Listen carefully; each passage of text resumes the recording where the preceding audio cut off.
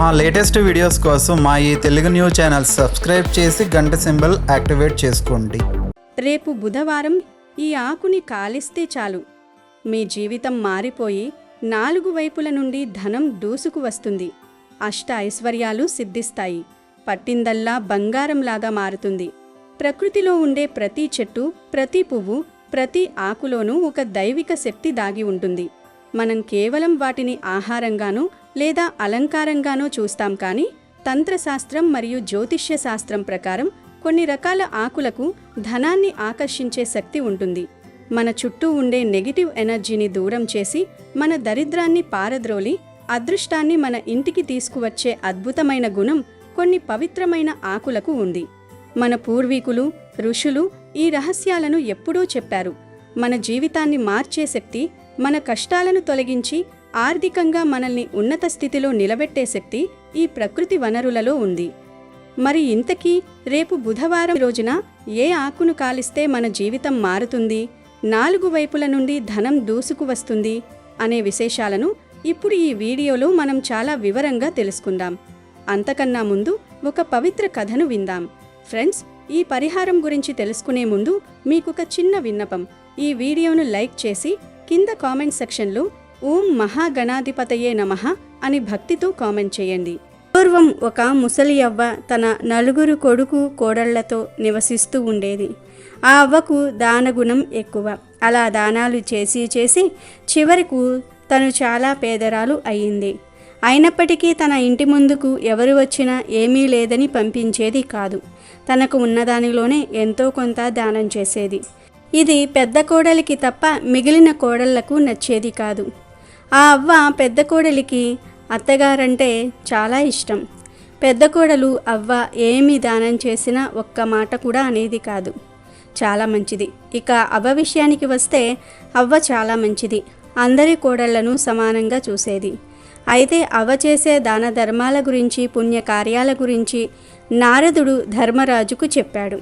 నారదుడు ధర్మరాజుతో ఇలా అంటాడు: భూలోకంలో ఒక అవ్వ నీకు మించిన దాన ధర్మాలను చేస్తుంది.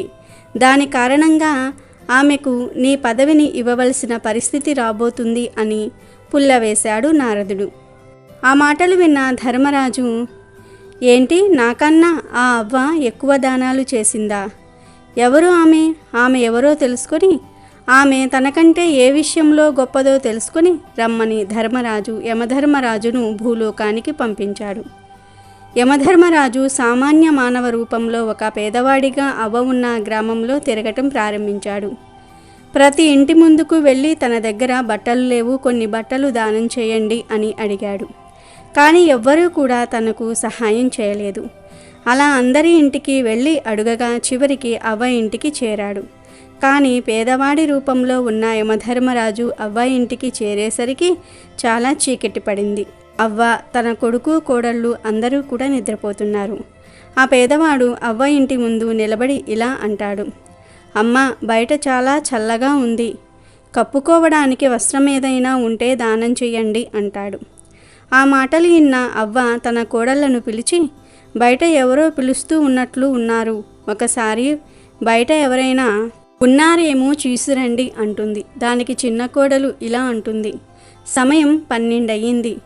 ఇంత అర్ధరాత్రి వేళ ఎవరైనా వస్తారా? మీకంటే ఎలాగో నిద్ర రాదు కాబట్టి మీరే స్వయంగా వెళ్ళి బయట ఎవరు ఉన్నారో చూడండి. ఎందుకని మా నిద్రను చెడగొడుతూ ఉన్నారు అంది. ఆ మాటలు విని అవ్వ బయటకు వెళ్ళిపోయింది. ఇంతలో పెద్ద కోడలు వచ్చి, ఆగండి అత్తయ్య, నేను వెళ్ళి చూస్తాను అంటుంది. మిగతా కోడళ్ళు గదిలోనికి వెళ్ళిపోతారు. పెద్ద కోడలు బయటకు వెళ్ళి చూస్తుంది. అక్కడ పేదవాడి రూపంలో ఉన్న యమధర్మరాజుతో ఇలా అంటుంది: ఎవరండి మీరు? ఇంత రాత్రి వేళ ఇక్కడ ఏం చేస్తున్నారు? మీకు ఏమైనా సహాయం కావాలా అంటుంది. దానికి ఆ పేదవాడు, అమ్మ, నాకు బాగా చలిగా ఉంది, దుప్పటి ఏదైనా ఉంటే దానం చేసి పుణ్యం కట్టుకో తల్లి అంటాడు. అప్పుడు పెద్ద కోడలు, ఒక్క నిమిషం ఇక్కడే ఉండండి అని చెప్పి తన అత్తగారి దగ్గరకు వెళ్ళి అతను చెప్పింది అంతా కూడా చెప్తుంది. దానికి అవ్వ పెద్ద కోడలితో ఇలా అంటుంది: సరే అయితే తనకు మీ మామగారు కప్పుకున్న కంబలిని ఇచ్చి మీ మామగారికి నా దుప్పటిని ఇవ్వు. మనం ఎలాగో కిటికీలు తలుపులు వేసి పడుకుంటున్నాం కాబట్టి అంతగా చలి వేయదు అంటుంది. ఆ మాటలు విన్న పెద్ద కోడలు సరే అత్తయ్య అని చెప్తుంది. పేదవాడికి తన మామయ్య కప్పుకున్న కంబలిని ఇస్తుంది. పెద్ద కోడలు ఇంట్లోకి వెళ్ళిపోయింది. అందరూ నిద్రించారు. పేదవాడి రూపంలో ఉన్న యమధర్మరాజు ఆ కంబలిని తీసుకొని అక్కడి నుండి కొంచెం దూరం వచ్చి యముడి రూపంలోనికి మారి ధర్మరాజు వద్దకు వెళ్ళాడు. నారదుడు చెప్పింది నిజమే. భూలోకంలో ఒక అవ్వ తన దగ్గర ఉన్న పాత కొత్త వస్తువులను దానం చేస్తుంది. చాలా పుణ్యాన్ని పొందింది ఆ అవ్వ అంటాడు. యముడు మాటలు విన్న ధర్మరాజు ఆ అవ్వ నిజంగానే నా సింహాసనాన్ని పొందుతుందేమో. యమధర్మరాజా, నువ్వు ఒక పని చెయ్యి, ఆ అవ్వను యమలోకానికి తీసుకొనిరా అని చెప్తాడు ధర్మరాజు. అప్పుడు యముడు తన భటులను భూలోకానికి పంపించి ఆ అవ్వను తీసుకురమ్మని చెప్తారు. అవ్వ యమలోకానికి చేరుకుంటుంది. కానీ ఆమె నిలబడడానికి కొంచెం భూమి కూడా లేదు. చుట్టూ నీరే ఉంది. అది చూసిన అవ్వ, నేను భూలోకంలో చాలా దాన ధర్మాలను పుణ్యకార్యాలను చేశాను, అయినా నేను నరకానికి వచ్చాను అని నాకు బాధగా లేదు. కానీ యమధర్మరాజా, ఏమిటి ఇది? నాకు నిలబడడానికి కొంచెం కూడా చోటు లేదా అంటుంది. అప్పుడు యమలోకానికి ధర్మరాజు వచ్చి, నువ్వు చాలా పుణ్యకార్యాలు అయితే చేశావు, కానీ నువ్వు భూదేవి కథను వినలేదు. అందుకే నీకు ఇక్కడ నిలవడానికి భూమి దొరకటం లేదు. ఇక్కడనే కాదు, నువ్వు స్వర్గానికి వెళ్ళినా అక్కడ కూడా నీకు నిలబడడానికి భూమి దొరకదు అని ధర్మరాజు అవ్వతో చెప్తాడు. ధర్మరాజా, యమధర్మరాజా, మీ ఇద్దరూ చాలా పుణ్యాత్ములు కదా, అయితే నాకు సహాయం చేయండి. నేను నా కాళ్ళ కింద భూమి లేకపోతే నేను ఎలా నిలబడతాను? నాపై జాలి చూపించండి అంటుంది. అవ్వ మాటలకు ఆమె చేసిన దాన ధర్మాలను గుర్తు తెచ్చుకుని యమధర్మరాజు ఇలా అంటాడు, మీరు బాధపడకండి. మీకు నేను 7 రోజులు గడువు ఇస్తున్నాను. మీరు భూమి మీదకు వెళ్ళిన తర్వాత 6 రోజులు భూదేవి కథను వినాలి. 7వ రోజు తిరిగి ఇక్కడకు రావాలి అని చెప్పి అవ్వను భూమిపైకి పంపిస్తాడు. చివరిలో ఒక షరతు పెడతాడు. నువ్వు భూమిపైకి వెళ్ళిన తర్వాత క్రమం తప్పకుండా 6 రోజులు భూదేవి కథను ఒక బ్రాహ్మణుడి ద్వారా వినాలి. అలా అయితేనే నీకు ఇక్కడ నిలబడడానికి భూమి లభిస్తుంది అని చెప్తాడు. అక్కడ భూలోకంలో అవ్వ చనిపోయింది అని అనుకుని ఆమెకు దహన సంస్కారాలు చేయటం ప్రారంభించారు. శ్మశానానికి దగ్గరలో ఉందనగా అవ్వ లేచి తన కొడుకులతో, నన్ను ఎక్కడికి తీసుకొని వెళ్తున్నారు? నేను ఇంకా చనిపోలేదు అంటుంది. ఆ మాటలు విని 4 కొడుకులు కోడళ్ళు ఆశ్చర్యపోతారు. ఆ తర్వాత అవ్వకు క్షమాపణ చెప్పి ఇంటికి తీసుకుని వెళ్తారు. చనిపోయిన అత్త తిరిగి రావటం చూసిన 4 కోడళ్లకు మతిపోయింది. పెద్ద కోడలు చాలా సంతోషించింది. మిగిలిన 3 కోడళ్ళు ఇలా అనుకుంటున్నారు, ఈవిడ అంత త్వరగా ఎందుకు చస్తుంది? మనల్ని చంపుతుంది గాని అని అనుకుంటున్నారు. ఊరిలోని వారంతా కూడా ఆశ్చర్యపోతారు. వీరి కుటుంబాన్ని చూసి హేళన చేస్తారు. ఆ తర్వాత అవ్వ తన 4 కోడళ్లను కొడుకులను పిలిచి, నేను ఇంకా 7 రోజులు మాత్రమే ఈ భూమి మీద ఉంటాను. నిజానికి నిన్న రాత్రే నేను చనిపోయాను అని చెప్పి యమలోకంలో జరిగిందంతా కూడా చెప్పి తను భూమి మీదకు రావడానికి గల కారణం కూడా చెప్పింది. అవ్వ మాటలు విన్న కొడుకులు కోడళ్ళు, పెద్ద కోడలు తప్ప, ఈవిడకు పిచ్చి పట్టిందా ఏమిటి? ఏదో పీడకలు వచ్చి ఉంటుంది, దానికి ఇంత పెద్ద పంచాయతీ పెట్టాలా అన్నారు. కొడుకులు కూడా ఆమె మాట వినలేదు. అప్పుడు అవ్వ, దయచేసి నా మాట నమ్మండి. ఇంకో 7 రోజుల్లో నేను చనిపోతాను. నేను 6 రోజులు క్రమం తప్పకుండా భూదేవి కథను వినాలి. నాకు సహాయం చేయండి అని ప్రాధేయపడింది. దానికి పెద్ద కోడలు ఇలా అంటుంది, అత్తగారు చెప్పేది నిజమైనా అబద్ధమైనా ఏమవుతుంది? భూదేవి కథ వింటే పుణ్యమే కదా అంటుంది పెద్ద కోడలు. తన భర్తను పిలిచి, మీరు వెంటనే వెళ్ళి ఒక బ్రాహ్మణుడిని పిలుచుకుని రండి అంటుంది. మిగిలిన 3 కోడళ్ళు చేసేది ఏమీ లేక చూస్తూ ఉన్నారు. చిన్న కోడలికి మాత్రము తన అత్తపై, తోడి కోడళ్లపై కోపం రోజు రోజుకు పెరిగిపోతుంది. బ్రాహ్మణుడు ఇంటికి వచ్చి భూదేవి కథను చెప్పాడు. అలా క్రమం తప్పకుండా అవ్వ ఇంటిలో 6 రోజులు భూదేవి వ్రత కథను చదివించారు. ఇక 7వ రోజు ఉదయాన్నే అవ్వ నీటితో నింపిన చెంబును, దారమును, 5 రూపాయల బిళ్ళను, బెల్లాన్ని తీసుకొని కొడుకు కోడళ్లను పిలిచింది. మీరందరూ కలిసి నాతో రావి చెట్టు వద్దకు రండి. అక్కడ భూదేవి కథను చివరిగా విందాం అంటుంది. ఈ రోజుతో నేను మీ అందరినీ విడిచి వెళ్ళిపోతాను. రేపు తెల్లవారేసరికి ఈ లోకాన్ని వదిలేస్తున్నాను అని చెప్తుంది. ఆ మాటలు విని కొడుకు కోడళ్ళు ఏమీ మాట్లాడరు. నిస్సహాయంగా చూస్తూ ఉంటారు. బ్రాహ్మణుడు అవ్వ తన నలుగురు కొడుకు కోడళ్ళు రావి చెట్టు వద్ద భూదేవి కథను వింటారు. కథ పూర్తయిపోయిన తర్వాత అవ్వ లేచి తనతో తెచ్చుకున్న నీటిని రావి చెట్టు మొదట్లో పోసి కోడళ్లకు దారం ఇచ్చి చెట్టుకు కట్టమని చెప్పింది. 5 రూపాయి బిళ్ళలను బెల్లాన్ని రావి చెట్టు మొదట్లో పాతిపెట్టి, అమ్మ భూదేవి, నేను చేసిన ఈ వ్రతాన్ని స్వీకరించు, నేను చేసిన పాపాలను క్షమించు, నాకు నిలబడానికి భూమిని ఇవ్వు అని భూదేవికి మొక్కుతుంది. అందరూ కలిసి ఇంటికి వెళ్తారు. అవ్వ తన కోడళ్లతో ఇలా అంటుంది, ఈరోజు నా చివరి రోజు, నాకు నవకాయ వంటలు చేసి పెట్టండి, నేను ఆనందంగా ఇక్కడి నుండి వెళ్ళిపోతాను అంటుంది. దానికి చిన్న కోడళ్ళు ఇలా అంటుంది, ఏమైందని మీకు నవకాయ వంటలు చేయాలి? ఉన్నది అంతా దానాలు పూజలు వ్రతాలు చేసి మమ్మల్ని కటిక పేదవారిని చేశారు. మీరు ఏదో నిజంగానే చనిపోతారని వీరు నమ్మి మీకు ఇన్ని సేవలు చేస్తూ ఉన్నారు. వీరందరూ మీరు ఏది చెబితే అది గుడ్డిగా నమ్ముతున్నారు అని అందరిపై విరుచుకుపడింది. పెద్ద కోడలు, ఇక చాలు ఆపు, నువ్వేమీ మాకు సహాయం చేయనవసరం లేదు. అత్తయ్య, మీకు నేను నవకాయ వంటలు చేసి పెడతాను, ఎవరు నన్ను ఆపుతారో చూస్తాను అంటుంది. పెద్ద కోడలు ఒక్కసారి ఇంటికి వెళ్ళి ఒక్కో పదార్థం తెచ్చి వంట చేస్తుంది. అందరినీ పిలిచి భోజనం చేయమంటుంది. కానీ చిన్న కోడలు తినదు. అప్పుడు అవ్వ, రేపొద్దున్నే నేను వెళ్ళిపోతాను, ఈ ఒక్కరోజు నాతో కలిసి భోజనం చెయ్యి రా తల్లి అని చిన్న కోడల్ని పిలుస్తుంది. ఇష్టం లేకపోయినా అందరితో కలిసి భోజనం చేస్తుంది. అవ్వ తన చివరి రోజును ఆనందంగా గడుపుతుంది. ఇక ఆ రోజు రాత్రి యమదూతలు వచ్చి ఆమెను యమధర్మరాజు వద్దకు తీసుకుని వెళ్తారు. ఈసారి అవ్వ కాళ్లకు నేల తగులుతుంది. ధర్మరాజును చూసి అవ్వ ఇలా అంటుంది, స్వామి, మీరు చెప్పినట్టు నేను భూమి మీదకు వెళ్ళి భూదేవి కథను విన్నాను, పుణ్యాన్ని పొందినాను. కానీ స్వామి, నేను నా పిల్లలను చాలా పేదరికంలో వదిలి వచ్చాను. ఇప్పుడు ఇంటిలో వారికి నాకు కార్యం చేయడానికి కూడా ధనం లేదు, తినడానికి తిండి లేదు. ఇన్ని పుణ్యకార్యాలు చేసినందుకు నాకు ఏమీ మిగిలింది అని ఏడుస్తుంది. ధర్మరాజు అవ్వతో ఇలా అంటారు, నువ్వు చేసిన వ్రతం మామూలు వ్రతం కాదు, భూదేవి వ్రతం. ఇంకా నువ్వు వ్రతం పూర్తి చేసి నీ వద్ద ఉన్న ధనాన్ని బెల్లాన్ని భూమిలో పెట్టావు.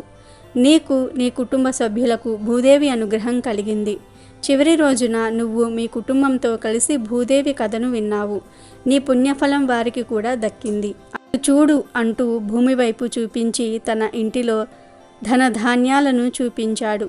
అవి చూసి అవ్వ చాలా సంతోషించింది. ఇక మరుసటి రోజు చిన్న కోడలు లేచి తన పనులు తాను చేసుకుంటుంది. మిగిలిన కోడళ్ళు కూడా నిద్రలేచి తన అత్తగారి వద్దకు వెళ్ళాలనుకున్నారు, కానీ వెళ్ళలేదు. పెద్ద కోడలు అత్త దగ్గరకు వెళ్తుంది. ఆమె చనిపోవటం చూసి బాగా ఏడుస్తుంది. ఆమె ఏడుపు విని అందరూ వచ్చారు. కొడుకులు ఇలా అనుకుంటున్నారు, పోయినసారి మనం అమ్మ చనిపోయింది అని అందరినీ పిలిచి అవమానాన్ని పొందాము. ఈసారి మనం నలుగురమే కార్యాన్ని ముగిద్దాము అని అనుకుంటూ ఉంటారు. చుట్టుప్రక్కల ఇంట్లో ఉన్న అందరూ చూస్తూ ఉన్నారు. చివరిగా దహన సంస్కారాలు పూర్తి అయ్యాయి. ఇంతలో కొంతమంది ఆడవారు అవ్వ ఇంటి ముందుకు వచ్చి పాటలు పాడారు. కోడలను పిలిచి ఒక కుండను అక్కడ పెట్టమన్నారు. మా భర్తలు శ్మశానం దగ్గరకు వెళ్ళారు, వారు తిరిగి వచ్చాక కుండను అక్కడ పెడతాను అంటారు. ఎంతలో వారి భర్తలు వచ్చేస్తారు. భార్యలు కుండను అక్కడ పెడతారు. ఆ ఆడవారు ఆ కుండ చుట్టూ 5 సార్లు పాట పాడుతూ తిరిగి వెళ్ళిపోతారు. పెద్ద కోడలు అత్తగారి గదిలో ఉంటుంది. గ్రామంలో ఉన్నవారు వీరి పరిస్థితిని చూసి సాయం చేయడానికి వచ్చారు. ఒక్కో రోజు ఒక్కొక్కరు భోజనం పెడతాం అని మాట ఇస్తారు. ఇంతలో అవ్వగదిలోని పెట్టి శబ్దం వచ్చింది. పెద్ద కోడలు ఏమిటి అని పెట్టి తీసి చూసింది. పెట్టి మొత్తం డబ్బుతో నిండి ఉంది. వెంటనే తన గదిలోనికి వెళ్ళింది. ఆమె గదిలో కూడా డబ్బు బంగారము ఉన్నాయి. వంటగదిలో చూసింది. సరుకులు అన్నీ నిండి ఉన్నాయి. అవి చూసి పెద్ద కోడలు ఆనందంతో తన భర్తను పిలిచింది. తన భర్త చిరాకుగా, ఇప్పుడు ఇంటిలో ఏమీ లేవు, నేను ఎక్కడికి వెళ్ళి ఏమి తీసుకురాను అని అంటాడు. దానికి పెద్ద కోడలు, మీరు ఎక్కడికి వెళ్ళనవసరం లేదు, ఒక్కసారి ఇంటిలోనికి రండి అంటుంది. పెద్ద కోడలు, భర్త, మిగిలిన వారందరూ కూడా ఇంట్లోనికి వచ్చి చూసేసరికి ఇల్లంతా డబ్బుతో, వస్తువులతో, ఆహార పదార్థాలతో నిండి ఉంటుంది. మిగిలిన ముగ్గురు కోడళ్ళు తమ గదుల్లోనికి వెళ్ళి చూసుకున్నారు. రెండవ కోడలికి, మూడవ కోడలికి కొంచెం డబ్బు మాత్రమే లభించింది. కానీ చిన్న కోడలికి అస్సలు ఏమీ లభించలేదు. అది చూసి ఇద్దరు కోడళ్ళు ఇలా అంటారు, నువ్వు అందరినీ అగౌరవపరుస్తూ ఉంటావు, అందుకే నీకు ఏమీ లభించటం లేదు అని అంటారు. దానికి పెద్ద కోడలు, మనమంతా ఒక్కటే, చూడు చిన్న తోడి కోడలా, నువ్వు బాధపడకు, నా దగ్గర ఉన్న కొంచెం డబ్బును నీకు ఇస్తాను అని అంటుంది. పెద్ద కోడలి మనసు అర్థం చేసుకున్న మిగిలిన ముగ్గురు కోడళ్ళు ఆమెకు క్షమాపణ చెప్పారు. ఇంతలో ఒక ఆమె వచ్చి, మీకు నేను భోజనం తయారు చేస్తాను, ప్రస్తుతానికి ఈ టిఫిన్ చేయండి అంటుంది. అప్పుడు పెద్ద కొడుకు ఇలా అంటాడు, చూడండి అమ్మా, మా అమ్మ చనిపోయే ముందు మా చేత భూదేవి వ్రతం చేయించింది. దాని కారణంగా మాకు తరగని ఆస్తి వస్తుంది. మీరు మాకు సహాయం చేస్తానన్నందుకు కృతజ్ఞతలు, కానీ మాకు మీ సహాయం ఇంకా అవసరం లేదు అని వినయంగా చెప్పి ఆమెను పంపించి వేస్తాడు. వారికి సిరి సంపదలను ప్రసాదించినందుకు తమ తల్లికి, భూదేవికి కృతజ్ఞతలు చెప్పుకున్నారు. వారందరూ కూడా వారి తల్లిలాగానే ఎన్నో దాన ధర్మాలు, పుణ్యకార్యాలు చేయాలని అనుకున్నారు. ఇదంతా చూసిన అవ్వ చాలా సంతోషించింది. చిన్న కోడలిలో వచ్చిన మార్పును కూడా చూసి ఆనందించింది. ఇంతలో అక్కడకు పుష్పక విమానం వచ్చింది. అవ్వ యమధర్మరాజు వంక, ధర్మరాజు వంక చూసింది. నువ్వు చేసిన పుణ్యకార్యాలకు స్వర్గలోకానికి వెళ్ళే అర్హత పొందావు, ఆనందంగా స్వర్గలోక సుఖాలను అనుభవించు అని అవ్వను స్వర్గలోకానికి పంపించారు. అవ్వ వలన తన కుటుంబానికి భూదేవి వ్రతకథ విలువ తెలిసింది. కాబట్టి మీరు ఎన్ని దాన ధర్మాలు, పుణ్యకార్యాలు చేసినా ఖచ్చితంగా భూదేవి కథను వినాలి. ఈ కథ భక్తి శ్రద్ధలతో విన్నవారికి భూదేవి అనుగ్రహం కలుగుతుంది. ఇల్లు, భూములు కొంటూనే ఉంటారు. ఇక మనం విషయంలోకి వెళితే, బుధవారం రోజున మనం వెలిగించాల్సిన ఆ అద్భుతమైన ఆకు మరేదో కాదు, కరివేపాకు. కరివేపాకు అనగానే మనకు గుర్తొచ్చేది కేవలం వంటకు రుచినిచ్చే పదార్థం మాత్రమే. కానీ కరివేపాకు వెనుక ఎన్నో ఆధ్యాత్మిక మరియు ఆరోగ్య రహస్యాలు దాగి ఉన్నాయి. జ్యోతిష్య శాస్త్రం ప్రకారం కరివేపాకు బుధగ్రహానికి మరియు రాహువుకు సంబంధించిన దోషాలను తొలగించడంలో అద్భుతంగా పనిచేస్తుంది. బుధుడు బలహీనంగా ఉన్నప్పుడు వ్యాపారంలో నష్టాలు రావడం, చేతిలో డబ్బు నిలవకపోవడం వంటివి జరుగుతాయి. అలాగే రాహుదోషం ఉంటే ఇంట్లో అశాంతి, అనవసర ఖర్చులు పెరుగుతాయి. ఈ కరివేపాకును ఉపయోగించి పరిహారం చేయడం వల్ల ఈ దోషాలన్నీ తొలగిపోతాయి. కరివేపాకు కేవలం ఆధ్యాత్మికంగానే కాదు, ఆరోగ్యపరంగా కూడా ఒక సంజీవని లాంటిది. ఇందులో ఉండే యాంటీ ఆక్సిడెంట్స్ మన శరీరంలోని విష పదార్థాలను బయటకు పంపిస్తాయి. ఇన్ని శక్తులు ఉన్న కరివేపాకును రేపు బుధవారం రోజున ఒక ప్రత్యేక పద్ధతిలో ఉపయోగిస్తే లక్ష్మీదేవి అనుగ్రహం మనపై కలుగుతుంది. ఇప్పుడు ఈ పరిహారాన్ని ఎలా చేయాలో స్టెప్ బై స్టెప్ వివరంగా తెలుసుకుందాం. ముందుగా బుధవారం రోజు సాయంత్రం 6 గంటల తర్వాత, అంటే సూర్యాస్తమయం అయిన తరువాత ఈ పరిహారాన్ని ప్రారంభించాలి. ప్రదోషకాలం లేదా సాయంత్రం సమయం దైవిక శక్తులు ఎక్కువగా ఉండే సమయం కాబట్టి ఈ సమయాన్ని ఎంచుకోవాలి. మీరు ముందుగా ఒక శుభ్రమైన కరివేపాకు రెబ్బను తీసుకోండి. ఆ రెబ్బకు ఆకులు తాజాగా, ఎక్కడా పాడవకుండా ఉండేలా చూసుకోండి. ఇప్పుడు ఒక మట్టి ప్రమిదను తీసుకోండి. ఆ ప్రమిదలో కరివేపాకు రెబ్బ నుండి ఆకులను ఒక్కొక్కటిగా దూసివేయాలి. ఆకులు వేసేటప్పుడు మీ మనసులో మీకున్న ఆర్థిక ఇబ్బందులు తొలగిపోవాలని, ఇంట్లోకి ధనం రావాలని బలంగా కోరుకోండి. ఇలా ఆకులు వేసిన తర్వాత వాటిపైన కొద్దిగా ఆవాలు వేయండి. ఆవాలకు నకారాత్మక శక్తిని పీల్చుకునే గుణం ఉంటుంది. ఆవాలు వేయడం వల్ల మీ ఇంట్లో ఉన్న దృష్టి దోషాలు, నెగిటివ్ ఎనర్జీ అంతా నశిస్తుంది. దీని తర్వాత ఒక యాలక్కాయను తీసుకోండి. యాలక్కాయ లక్ష్మీదేవికి అత్యంత ప్రీతికరమైనది. సుగంధ ద్రవ్యాలలో యాలక్కాయకు ఉన్న ప్రత్యేకత ఏమిటంటే అది ఐశ్వర్యాన్ని ఆకర్షిస్తుంది. ఆ యాలక్కాయను కూడా ఆకుల మధ్యలో ఉంచండి. ఇక చివరిగా వీటన్నింటిపైన కొంచెం ఎక్కువగా హారతి కర్పూరం పొడిని వేయండి. కర్పూరం దైవికమైనది మరియు ఇది మిగిలిన పదార్థాలు త్వరగా వెలగడానికి సహాయం చేస్తుంది. ఇప్పుడు ఒక అగ్గిపుల్లతో ఆ కర్పూరాన్ని వెలిగించండి. కర్పూరం వెలగడం వల్ల కరివేపాకు, ఆవాలు మరియు యాలక్కాయ కూడా నెమ్మదిగా కాల్తాయి. ఇవి కాలేటప్పుడు ఒక రకమైన పొగ వస్తుంది. ఈ పొగ సామాన్యమైనది కాదు. ఇది మీ ఇంట్లోని ప్రతి మూలకు చేరేలా చూడండి. ప్రమిదను చేత్తో పట్టుకొని లేదా ఒక ప్లేట్లో పెట్టుకొని మీ ఇల్లంతా తిప్పండి. ముఖ్యంగా బీరువా దగ్గర, వంటగదిలో మరియు హాల్లో ఈ పొగ బాగా వ్యాపించేలా చూడండి. ఈ పొగ పీల్చడం వల్ల ఇంట్లో ఉన్న వారందరిలో ఉన్న ఒత్తిడి తగ్గి మనసు ప్రశాంతంగా మారుతుంది. మీ ఇంట్లో ఉన్న దారిద్ర్య దేవత బయటకు వెళ్ళిపోయి మహాలక్ష్మి ప్రవేశించడానికి ఇది మార్గం సుగమం చేస్తుంది. ఈ పొగ వల్ల గాలిలో ఉన్న బ్యాక్టీరియా కూడా నశిస్తుంది. ఇది ఆరోగ్యపరంగా కూడా మీకు మేలు చేస్తుంది. అంతా అయిపోయిన తర్వాత ఆ ఆకులు పూర్తిగా కాలిపోయి బూడిదగా మారతాయి.